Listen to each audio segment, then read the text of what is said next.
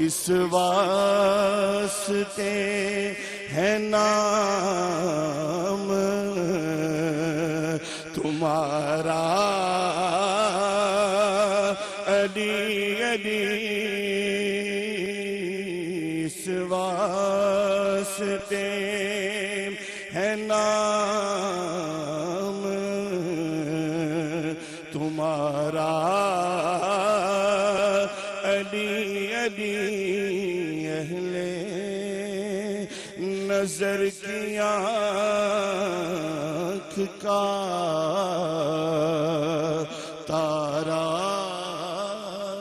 علی علی۔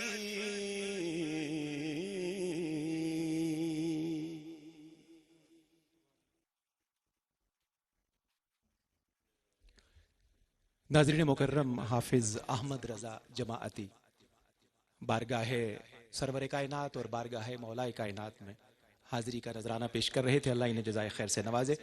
صدائے محراب میں اب وقت ہے آج کے مقررہ موضوع پر گفتگو کا، اور ہمیں روشنی حاصل کرنی ہے، رحمت اور برکت کشید کرنی ہے اس خوبصورت گفتگو سے۔ پوری دنیا کے ناظرین جن کو کسی مکرم ہستی کا نسبت کا دامن حاصل ہے، وہ میرے یہ 4 مصرے سنیں اور پھر انشاءاللہ گفتگو کی طرف بڑھتے ہیں۔ ہمارا آج کا موضوع ہے رمضان المبارک پیغام شفا۔ اور شفا بعض اوقات دوائیوں سے ملتی ہے اور بعض اوقات شفا کسی کی نگاہوں سے ملتی ہے۔ میں اسی موضوع سے متصل ہو کر اپنے ممدوح مکرم کی خدمت میں ملتجی ہونے والا ہوں۔ جس کسی کو تیری دعا لگ جائے، جس کسی کو تیری دعا لگ جائے، نہیں ممکن اسے وبا لگ جائے۔ جس کسی کو تیری دعا لگ جائے، نہیں ممکن اسے وبا لگ جائے۔ بس وہ ایک سرسری نظر ڈالے، بس وہ ایک سرسری نظر ڈالے اور بیمار کو شفا لگ جائے۔ بس وہ ایک سرسری نظر ڈالے اور بیمار کو شفا لگ جائے۔ آئیے رجوع کرتے ہیں اپنے طبیب روحانی، اپنے سید و سردار اور اپنے مخدوم و مربی حضرت قبلہ علامہ پیر سید ریاض حسین شاہ جی، آپ سے سرپرست اعلیٰ ادارہ تعلیمات اسلامیہ پاکستان آج کے موضوع کے حوالے سے اپنی جھولیاں پھیلائیے۔ ہمیں آپ کی گفتگو سے موتی جو تقسیم ہونے ہیں وہ اپنی جھولیوں میں اکٹھے کرنے ہیں۔ حضور قبلہ شاہ جی سے ملتجی ہیں کہ آج کے موضوع کے مطابق ہمیں روشنی عنایت کیجیے۔ بسم اللہ الرحمن الرحیم، والصلاة والسلام علی سید المرسلین وخاتم النبیین وعلی آلہ الطاہرین الطیبین واصحابہ اجمعین۔ حدثنا عبد الله ابن مسلمة عن مالك عن عبد الرحمن ابن عبد الله ابن عبد الرحمن ابن أبي صعصة عن أبيه عن أبي سعيد الخدري رضي الله تعالى عنه أنه قال قال رسول الله صلى الله عليه وآله وسلم يوشك أن يكون خير ما للمسلم غنم يتبع بها شعف الجبال ومواقع القطر يفر بدينه من الفتن، أو كما قال النبي صلی اللہ علیہ وآلہ وسلم۔ رمضان المبارک سے پہلے ہماری گفتگو کے سلسلہ کی آخری کڑی آپ سماعت فرمائیں گے۔ عنوان ہے رمضان المبارک اور پیغام شفا۔ ناظرین، آپ سے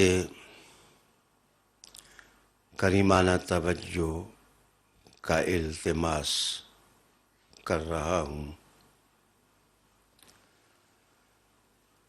میرے خطبات اور میرے خطابات کے عمومی سامعین اہل ایمان ہوتے ہیں، ایمان والے مرد ہوتے ہیں اور ایمان والی خواتین ہوتی ہیں۔ ہم کوشش کرتے ہیں کہ حلقہ انسانیت کے ہر فرد تک اسلام کا آفاقی پیغام محبت کے ساتھ اور پیار کے ساتھ پہنچے۔ رسالت مآب صلی اللہ علیہ وآلہ وسلم کی ایک مبارک حدیث اور نور پرور قول بخاری شریف سے تلاوت کرنے کی عزت پائی ہے۔ بظاہر لگتا ایسے ہے کہ حدیث شریف کا جو دامن موضوع ہے شاید رمضان المبارک سے مربوط نہیں ہے، لیکن جس وقت بباطن آپ اس نور پرور قول میں غور کریں گے تو رمضان المبارک آپ کو معلم اخلاق نظر آئے گا اور قاسم رحمت محسوس ہوگا۔ وہ دنیا بھر کے لوگوں کے لیے پیغام شفا محسوس ہوگا۔ رسالت مآب صلی اللہ علیہ وآلہ وسلم کی حدیث یوشک کے مبارک کلمہ سے شروع ہوتی ہے۔ اس کا معنی کیا جاتا ہے یقرب، قریب ہے، یہ بات قریب ہے، یعنی ان قریب تم دیکھو گے کہ ان یکون خیر مال المسلم، کہ مسلمان کا بہترین مال غنم چند بکریاں ہوں گی۔ غنم یہ نر بکریوں کی قسم پر بھی اطلاق پذیر ہونے والا کلمہ ہے، اور مؤنث الگ الگ بھی ان کو غنم کہہ دیتے ہیں، اور جب اکٹھی ہوں تو پھر بھی ان کو غنم سے تعبیر کرتے ہیں۔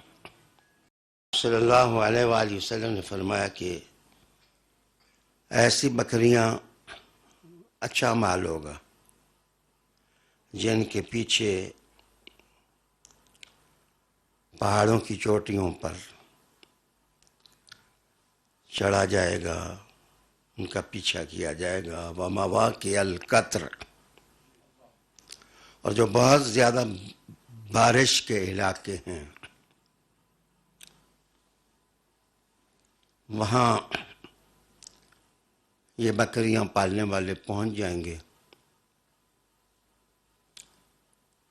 اور مقصد کیا ہوگا کہ وہ فتنوں سے بچیں گے اور اپنے دین کی حفاظت کا جذبہ ان کے سینوں میں ہوگا، حرارت پیدا کر رہا ہوگا۔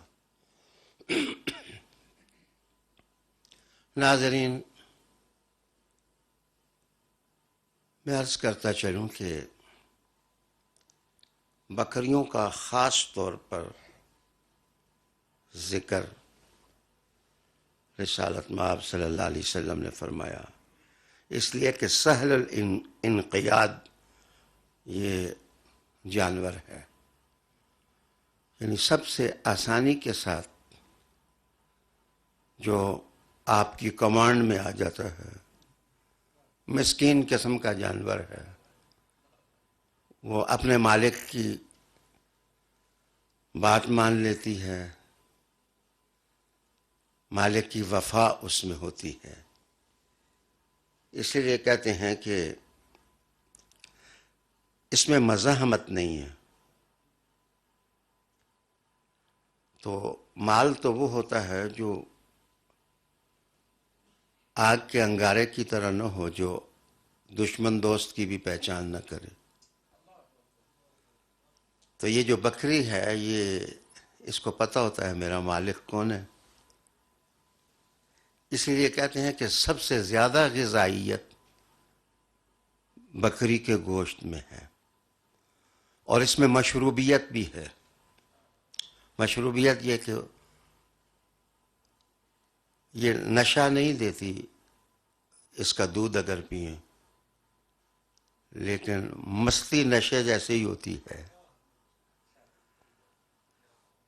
اور جہاں اس کے دودھ میں غذائیت ہے، مشروبیت ہے، وہاں آپ دیکھیں گے کہ اس کے استعمال سے، بکری کا دودھ پینے سے اور گوشت کھانے سے طبیعت ہلکی ہوتی ہے، اینزائٹی ختم ہوتی ہے، یہ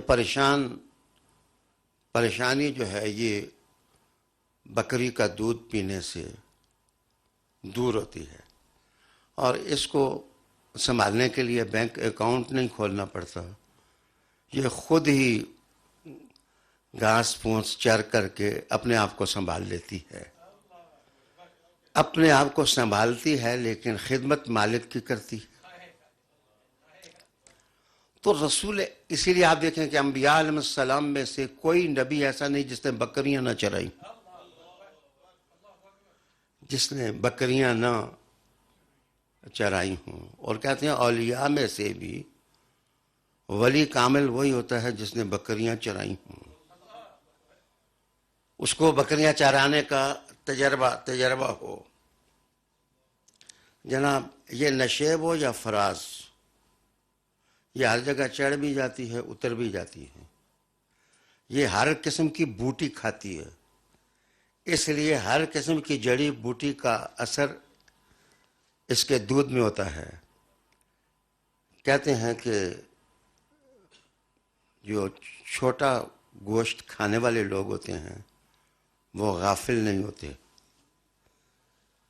اور ان کی سوچ ابس نہیں ہوتی۔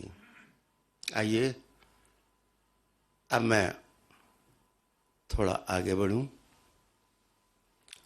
اور اپنے ناظرین کو اپنے ساتھ لے کر آگے بڑھوں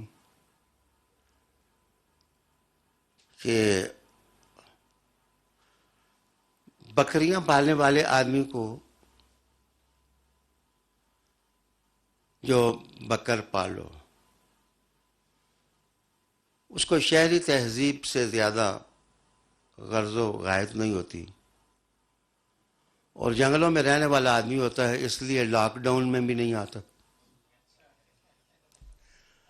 جھگیوں میں رہنے والا آدمی، خیموں میں رہنے والا آدمی، بدوی تہذیب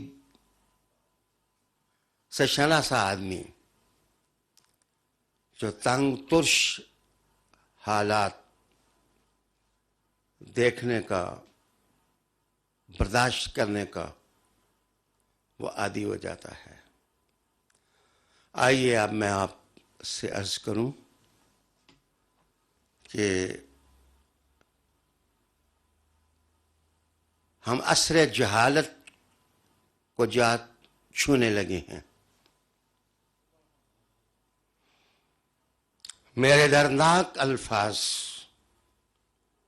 اور خوفناک الفاظ آپ کو تنبیہ کرتے ہیں کہ ہم دور جہالت، جس طرح جہالت کے زمانے میں عورتوں کو زندہ درگور کیا جاتا تھا، موسیٰ علیہ السلام کے زمانے میں موسیٰ علیہ السلام کی قوم کو جس آدمی سے پالا پڑا تھا وہ بچوں کو قتل کرتا تھا اور وہ بچیوں کو زندہ چھوڑتا تھا. اس زمانے کو ہمیں جہالت کا زمانہ قرار دینا ہوگا جس میں بوڑھوں کو قتل کیا جائے، جس میں بچیوں کو زندہ درگور کیا جائے. تہذیب اور تمدن کے روشن نشانات جس دور میں مٹ جائیں، اس دور کو دور تہذیب نہیں کہا جا سکتا، اس عصر کو عصر تہذیب نہیں کہا جا سکتا. آئیے، رسالت مآب صلی اللہ علیہ وسلم نے فرمایا کہ قارون کے خزانوں کے مالک سے اور اقتدار کی چابیاں ہاتھ میں پکڑنے والے سے وہ بکریاں پالنے والا اچھا ہے جو کسی کو قتل نہیں کرتا، وہ زندگی کی خیرات بانٹتا ہے. رسالت مآب صلی اللہ علیہ وآلہ وسلم میرے ہلکے لفظوں سے معنی زیادہ سیکھو کہ ہم پاپولیشن کنٹرول کے لیے لوگوں کو کمروں میں بند کر رہے ہیں. کریں، ہم آپ کے ساتھ ہیں، ہم آئیں بند. لیکن میں آپ کو بتاؤں کہ اگر اس سال 1,00,000 کے بجائے 10 لاکھ بچے پیدا ہو گئے لاک ڈاؤن کے نتیجے میں، تو پاپولیشن کنٹرول تو نہیں ہوگی. زندگی دینا اور موت دینا یہ اللہ کے ہاتھ میں ہے، یہ اللہ کے ہاتھ میں ہے. رسول کریم علیہ السلام نے فرمایا کہ ایمان اور فیت سب سے قیمتی چیز ہے. وہ تمہیں پہاڑوں کی چوٹی پر بکریاں چرا کے بھی اگر بچانا پڑے تو اس کی حفاظت کی فکر کرو. آئیے میں عرض کرتا چلوں، میرے لفظوں کو حریم فکر میں گستاخی نہ تصور کیا جائے تو مواقع القطر کا معنی یہ ہے کہ جن علاقوں میں بارش زیادہ ہوتی ہے اگر مچھر وہاں پہنچ کے ڈینگی پیدا کر سکتے ہیں تو کوئی مومن وہاں پہنچ کر کے تہذیب محمد کا علم بھی اٹھا سکتا ہے.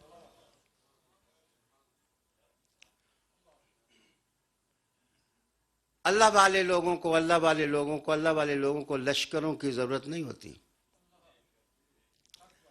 اللہ والے لوگوں کو فوجیں بنانے کی بھی ضرورت نہیں ہوتی.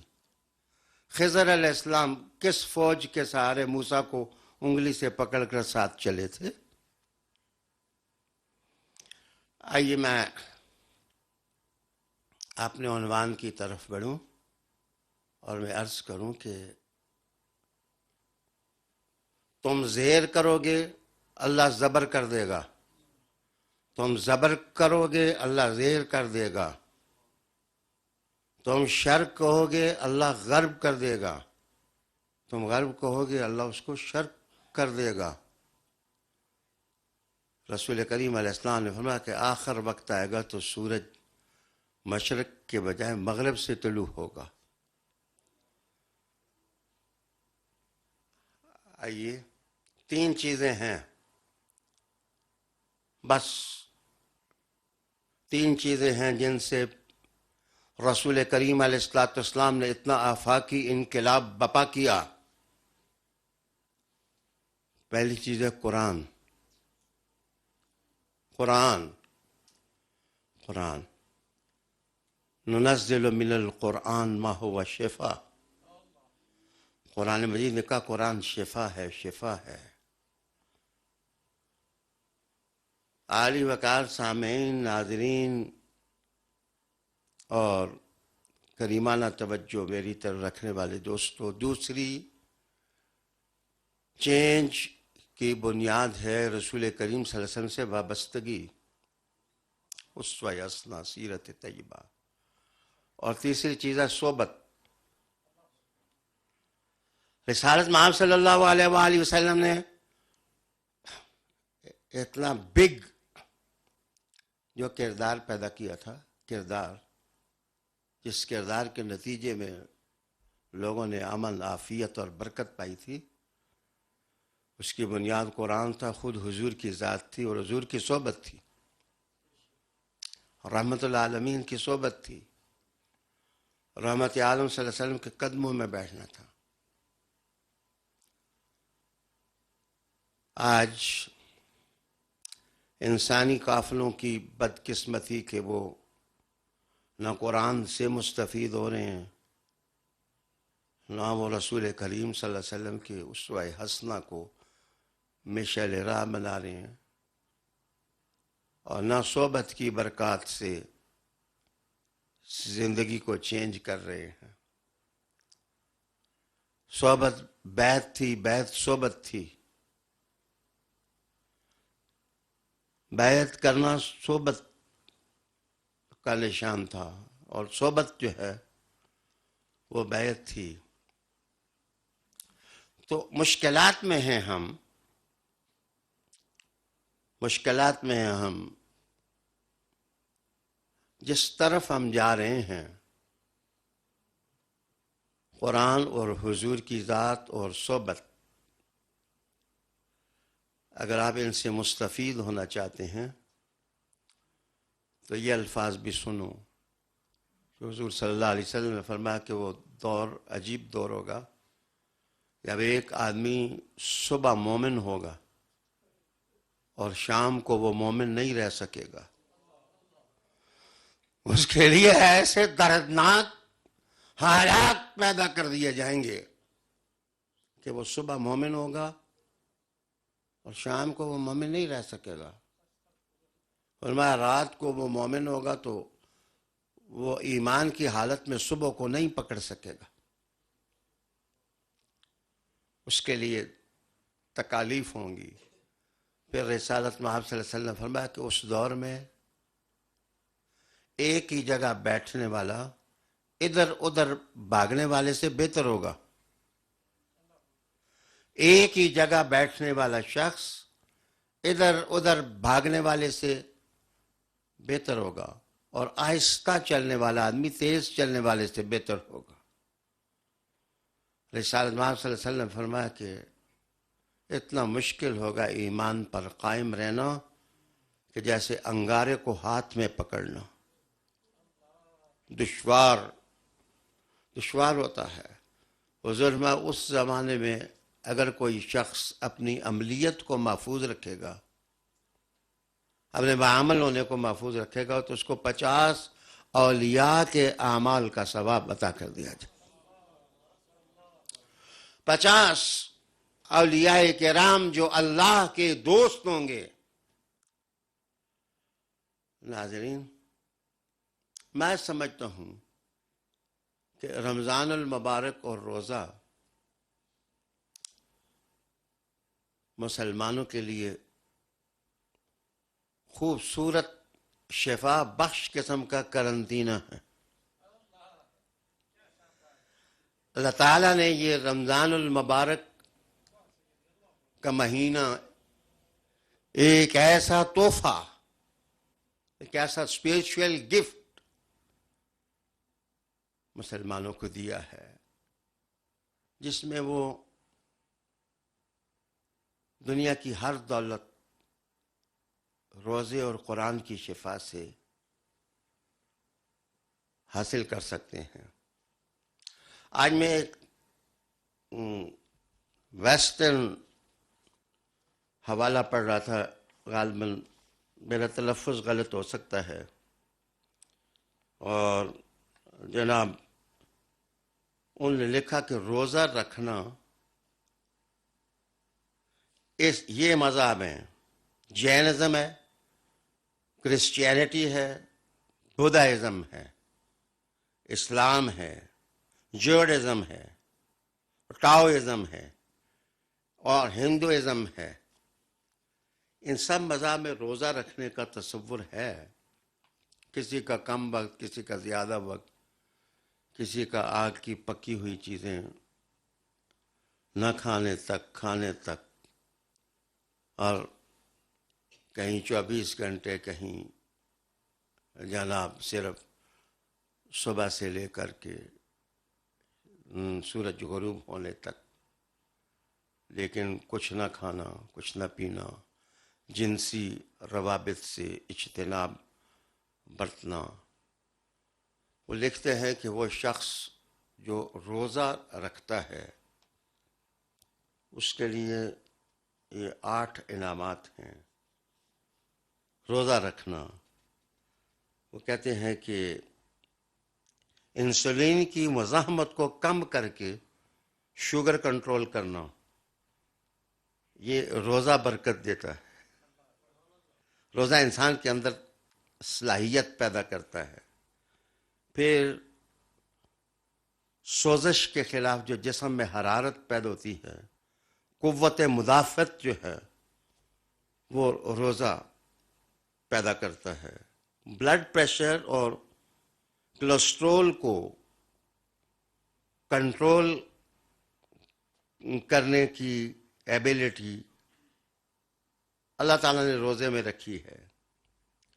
پھر کہا کہ نروس سسٹم جو ڈسٹرب ہو جائے، نروس سسٹم کو روزہ جو ہے وہ ٹھیک کر دیتا ہے۔ مزے کی باتیں کہتے ہیں جو روزہ دار آدمی ہوتا ہے وہ بوڑھا جلدی نہیں ہوتا۔ اللہ رب العالمین اس کو طویل عمر بھی نصیب کرتا ہے۔ پٹھوں کو روزہ مضبوط کرتا ہے۔ کینسر سے اور اس ایسے موذی امراض سے، کینسر جیسی موذی بیماریوں سے بچاتا ہے۔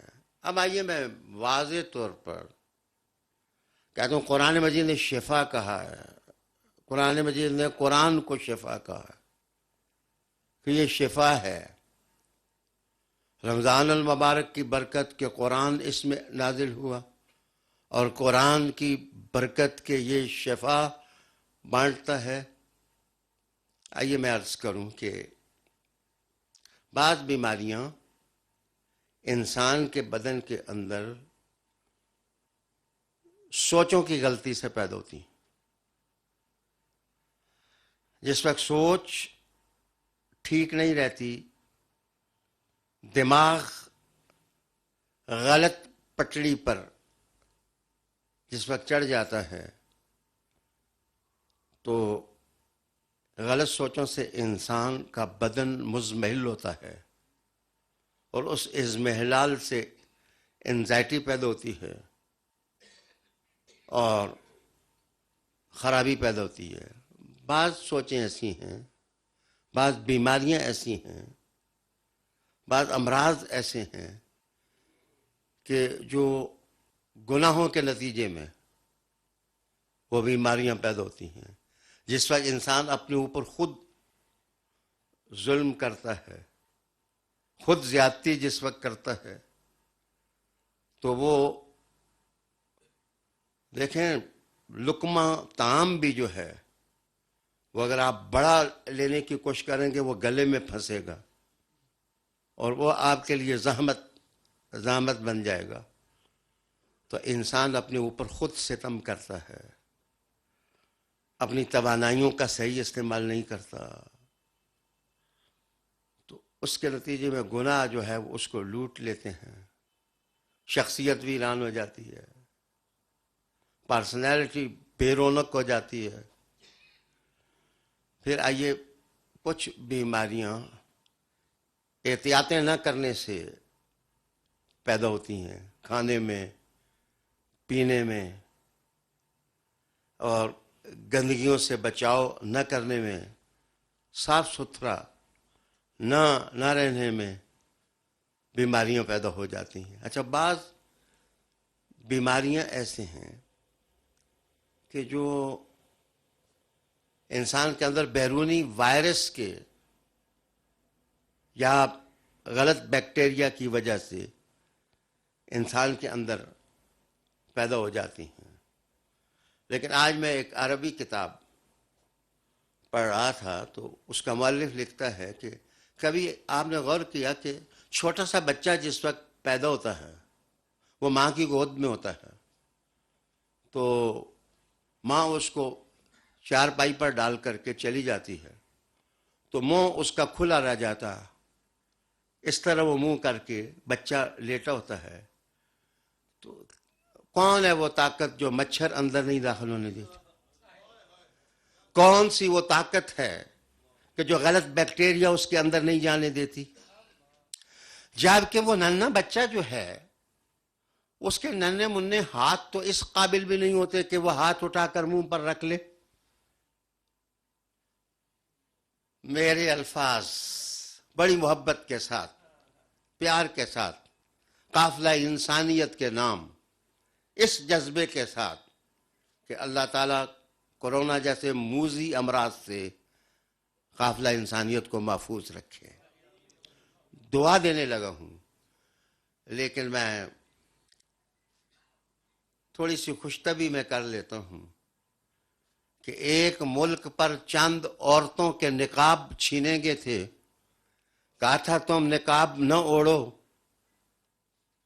یہ کیا دقیانوسیت ہے کہ تم نے نقاب اوڑھ لیے ہیں؟ تو فطرت نے بھی واہ واہ انتخاب لیا کہ 6 ارب انسانوں کو نقاب پہنا دی اور ماسک پہنا دیے. اللہ کی جو تحذیریں ہوتی ہیں، اللہ رب العالمین کی جو گرفت ہوتی ہے. محمد بن قاسم چلا تھا کہ دیبل کی بندرگاہ پر چند خواتین کے دوپٹے نوچے گئے تھے تو اللہ رب العالمین نے جناب تاریخ بدل دی، ہسٹری بدل دی.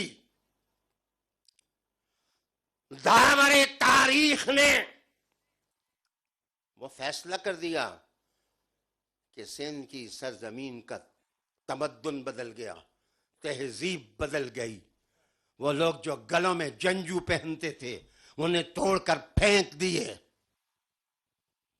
میں دھیمے لہجے میں کہنے لگا ہوں، بہر رنگے کے خواہی جام می پوش من باندازے کدترا می شناسم. تم جس کھڑکی سے جھانکو قرآن پڑھنے والا طالب علم جانتا ہے اور تمہیں کہتا ہے کہ وہ طاقت جو بچے کے منہ کو محفوظ رکھتی ہے اس میں بیکٹیریا نہیں جانے دیتی. وہ طاقت جو 9 ماہ تک ماں کے شکم میں بچے کو پالتی ہے، اور وہ طاقت جو معصوم عورتیں جو زندہ در گور کرتے تھے ان ظالموں سے چھڑانے والی طاقت ہے. اور وہ طاقت کہ جس نے انسان کو پیدا کیا اور ایک معمولی سی چیز سے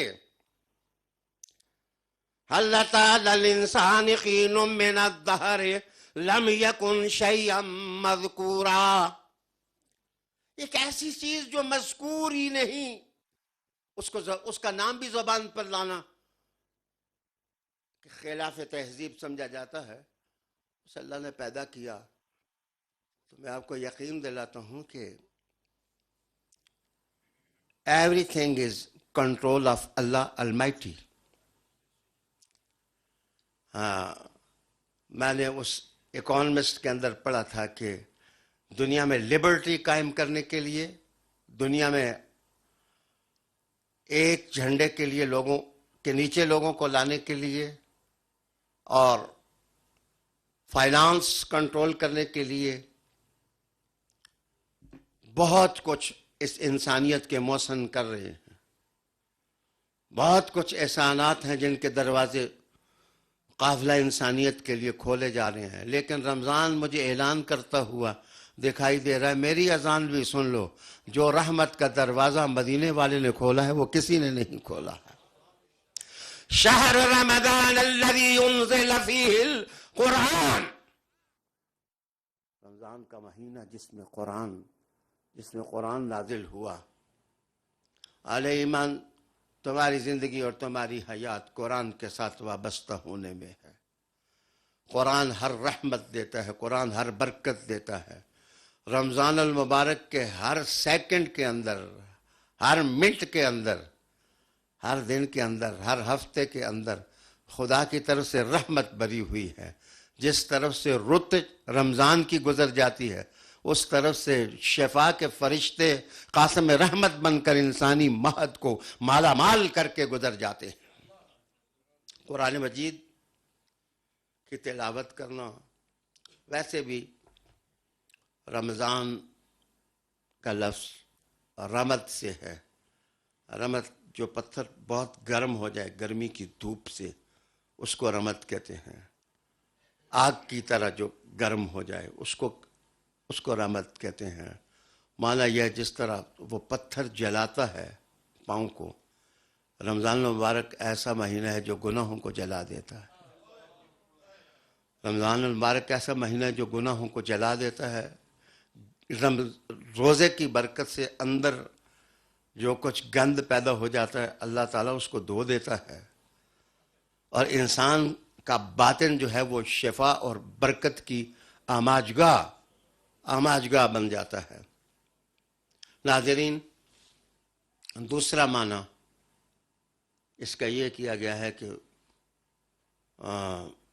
موسم برسات کی تیز بارش جو ہوتی ہے اس کو عربی میں رمیدہ کہتے ہیں.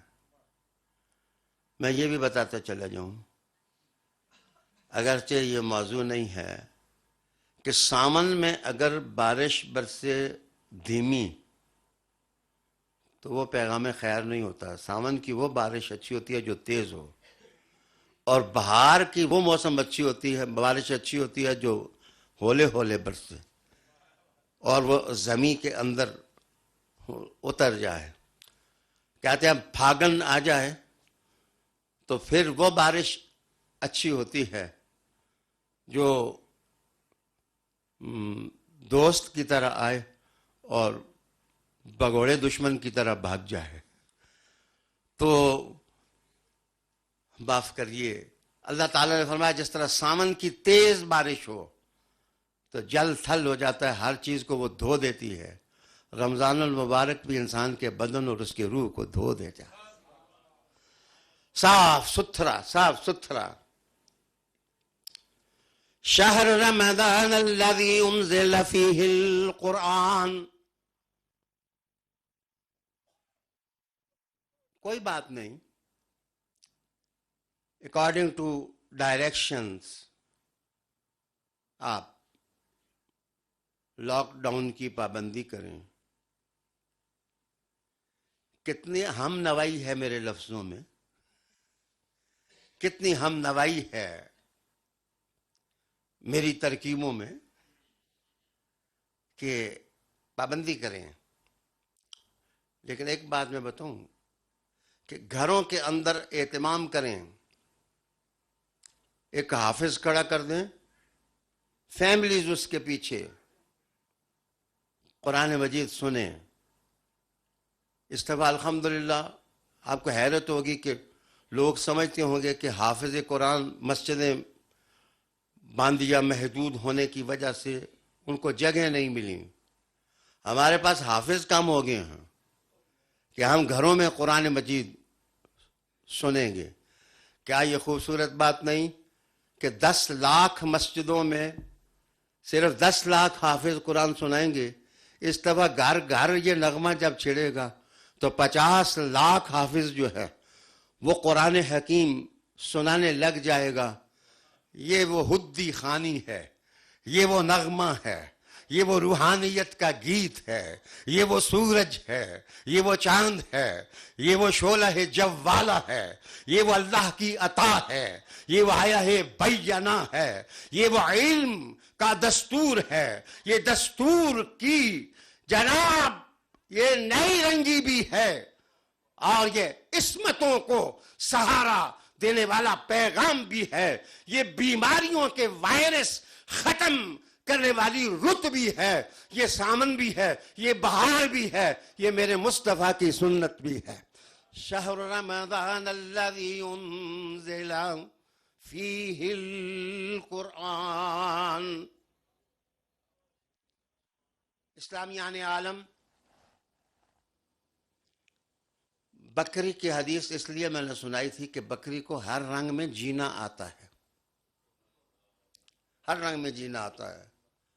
وہ ہوتی مسکین سی ہے، بندے سمجھتے ہیں کہ اس کو ہم کیپچر کر لیں گے، لیکن کبھی آپ تجربہ کر لیں کہ جو بکری دودھ آپ کے ہاتھ پر دیتی ہے، کبھی اپنے شہر کے میئر کو کہیں کہ ذرا مجھے اس کا دودھ نکال کے دے، تو بکری اس کو لات مار دے گی. وہ کہے گی میں دودھ دیتی ہوں لیکن اس کو دیتی ہوں جو میرا مالک ہے، میں اس کے بغیر میں دودھ دینے کے لیے تیار نہیں. There is a spiritual phenomena. ایک روحانی فنامنا ہے، روحانی قوتیں اس کے ساتھ بیدار ہوتی ہیں.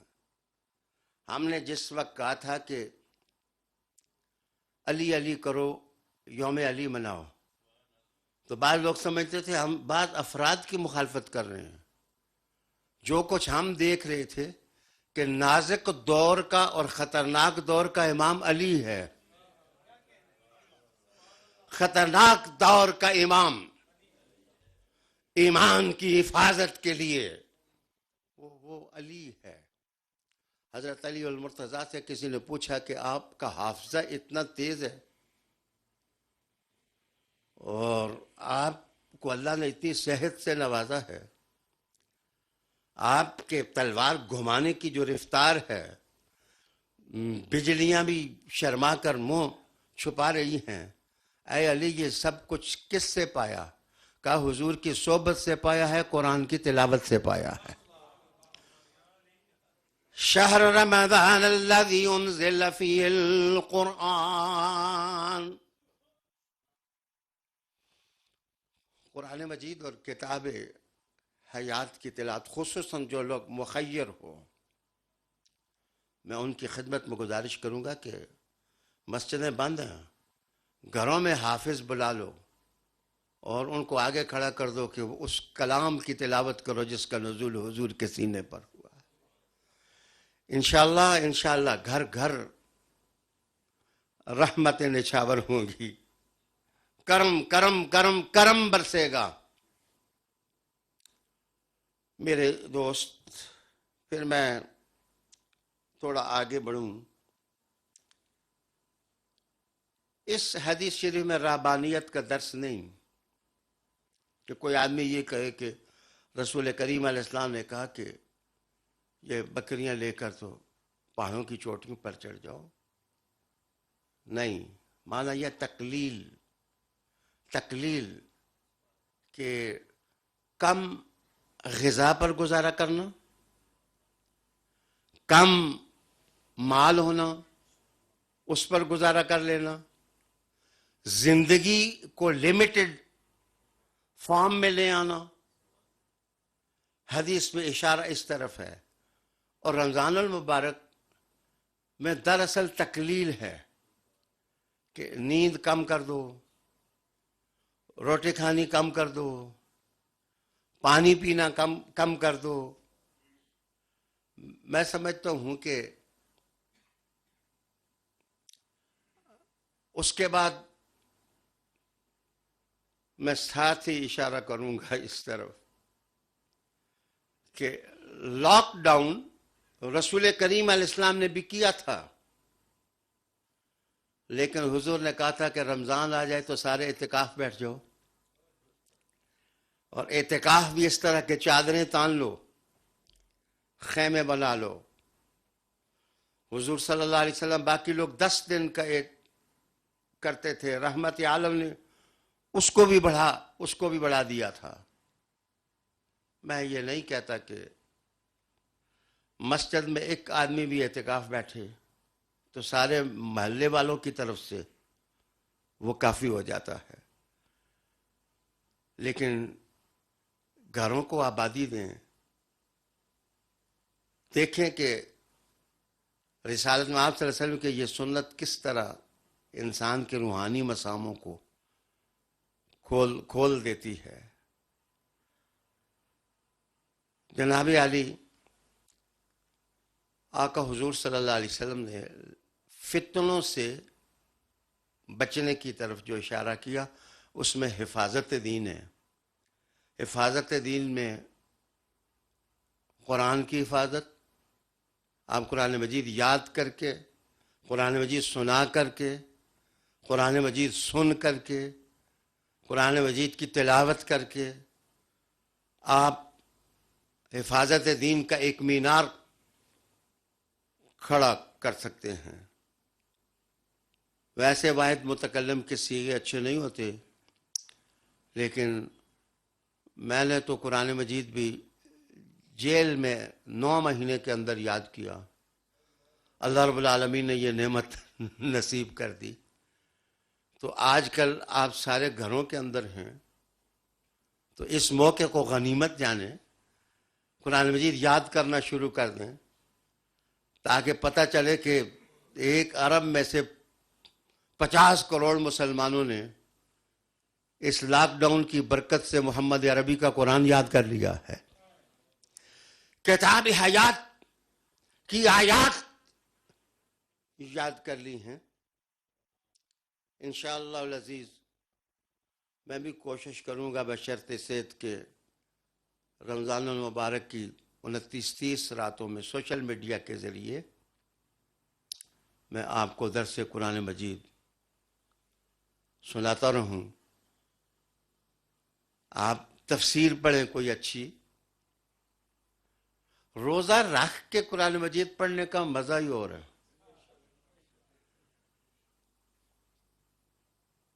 بلکہ میں اکثر یہ مشورہ دیتا ہوں کہ اگر آپ روزہ بیماری کی وجہ سے نہیں بھی رکھ سکتے تو اٹھ کر کے سحری کریں.